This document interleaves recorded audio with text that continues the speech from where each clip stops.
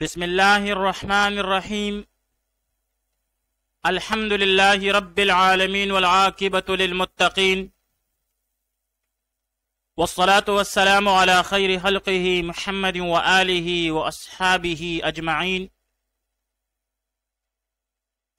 آج زاد الطالبین میں ہمارا 120 نمبر سبق ہے، جس میں ہم حدیث نمبر 113 کا ترجمہ، لغوی و صرفی تحقیق، تشریح اور ترکیب کے بارے میں پڑھیں گے۔ حدیث نمبر 113 ہے، انما شفاء العی السؤال، انما شفاء العی السؤال۔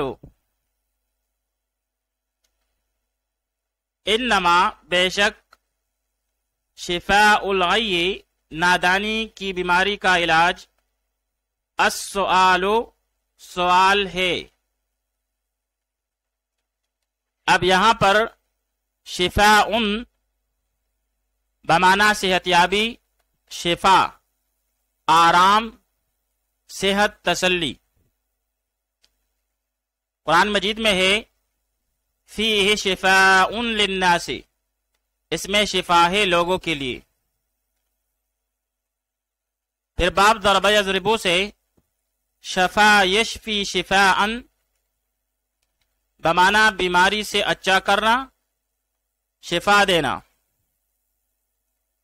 ایک لفظ ہے شفا بمعنی ہر چیز کا کنارہ۔ العی یہ مصدر ہے باب سمع یسمعو سے، جیسے عین وعین بمعنی عاجز رہنا، تکنا۔ آئیے اب اس حدیث شریف کی تشریح پڑھ لیتے ہیں۔ حدیث شریف کا شان ورود یہ ہے کہ حضرت جابر رضی اللہ تعالیٰ عنہ فرماتے ہیں کہ ہم چند ساتھی نکلے سفر میں، تو ایک ساتھی کے سر پر پتھر لگ گیا اور اس کا سر زخمی ہو گیا۔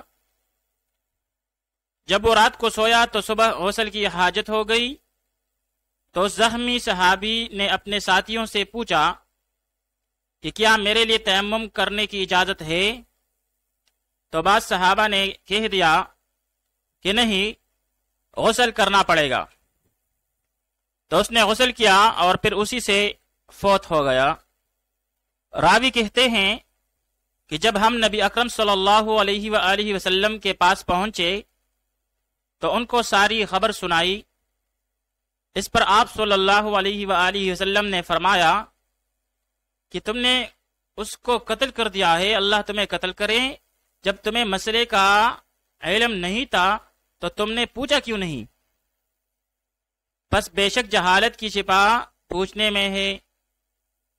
اس کے لیے تیمم کافی تھا، پھر پٹی باندھ کر سارے جسم کو دھو کر پٹی کی جگہ مسح کر لیتا۔